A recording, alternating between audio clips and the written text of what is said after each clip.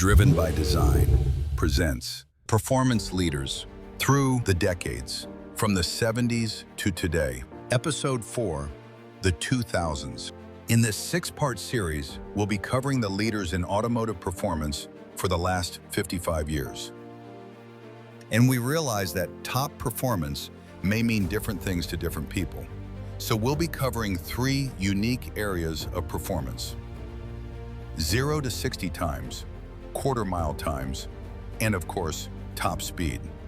We'll be looking at those 3 areas in each decade, starting with the 70s, then the 80s, moving on to the 90s and the 2000s, then the 2010s, ending up in the 2020s. So let's get started with episode 4, the 2000s. Performance cars in the 2000s marked a decade where raw power met rapidly advancing technology, creating machines that felt futuristic but still remained quite visceral. The decade brought us American icons such as the Ford GT, a retro-modern homage with supercharged V8 power and serious track capability.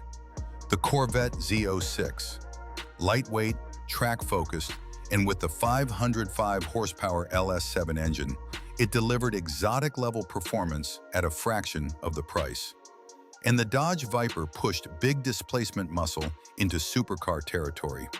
Europe delivered its own revolution of now classics, like the Porsche Carrera GT, with its raw, naturally aspirated V10 masterpiece and race car-like DNA. And the E46 BMW M3, revered for its balance, high-revving inline-6, and everyday usability. The Ferrari Enzo, a carbon fiber F1-inspired flagship with a screaming V12 and extreme aerodynamics. And the Bugatti Veyron, released in 2005, which shattered speed records and redefined what fast could mean.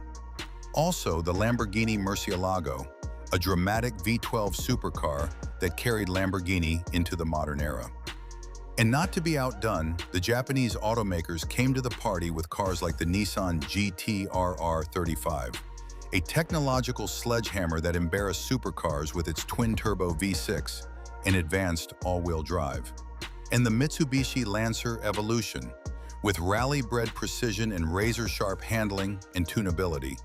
And the Subaru WRX STI, a turbocharged all-wheel drive icon that brought motorsport flavor to the street. Performance and luxury brands pushed boundaries with sharper designs and more powerful engines, and compact cars became smarter and safer without losing affordability. It was a transitional era, bridging the analog feel of the 1990s with the digital sophistication that would define the 2010s. So with all of the new technology introduced in the 2000s, from engine design, handling, and aerodynamics, which cars put them all together to come out on top in each of our 3 categories? First up, our 0 to 60 winner. In the 2000s, with amazing improvement in low-end torque and launch control technology, 0 to 60 times achieved all new lows, knocking on the door of 2-second runs. So, for the decade of the 2000s, our 0 to 60 winner is the 2009 Bugatti Veyron 16.4 Supersport, with a record-setting 0 to 60 time of just 2.4 seconds.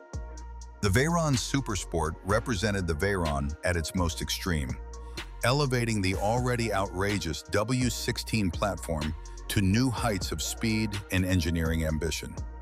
Powered by an 8-liter quad-turbocharged engine capable of producing 1,180 horsepower in supersport form, it pushed the boundaries of what a road-legal car could achieve, ultimately becoming one of the fastest production cars in the world.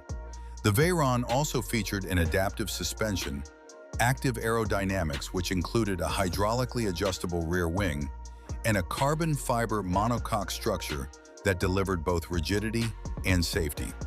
Together, these technologies allowed the Veyron to operate at speeds and stability levels previously unimaginable in a road-legal car.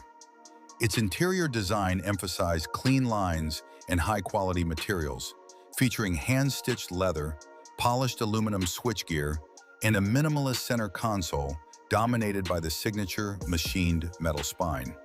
The seats offered both comfort and firm support for high-speed driving, while the analog-focused gauge cluster reinforced the Veyron's blend of tradition and cutting-edge engineering.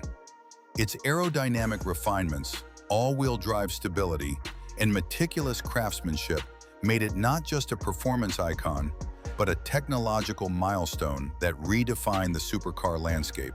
So, let's move on to our next category for the 2000s, fastest quarter-mile time. But the winner of this category doesn't just own the top spot in the quarter mile, it also ranked #1 in top speed for the 2000s.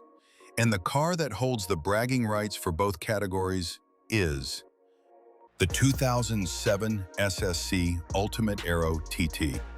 With a quarter-mile time of just 9.9 seconds and a record-breaking top speed of 256 miles per hour.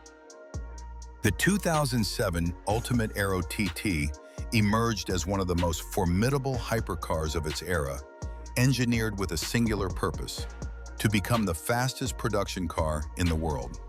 Powered by a twin-turbocharged 6.3-liter V8 producing well over 1,100 horsepower, its lightweight carbon fiber body and rear-wheel drive layout delivered a raw, unfiltered driving experience. Aerodynamics were intentionally clean and functional, lacking electronic aids like traction control or ABS to maintain a pure mechanical connection between driver and machine. The Ultimate Aero TT also featured a race-inspired suspension, massive cooling intakes, and high-performance brakes designed to withstand extreme speeds. In September 2007, it achieved an officially recorded top speed of 255.83 miles per hour, earning the Guinness World Record and briefly dethroning Bugatti's Veyron. The Ultimate Aero TT's interior reflected the car's singular focus on speed, blending minimalist design with purposeful luxury. Aluminum accents, simple analog gauges, and a clean center stack reinforced its no-nonsense character. It was an environment built to keep the driver connected, alert, and fully engaged with the immense performance waiting under the throttle.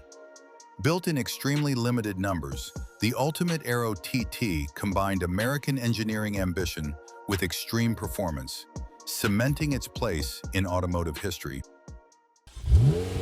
Visit the Driven by Design channel for the next episode in this series and other automotive news and reviews.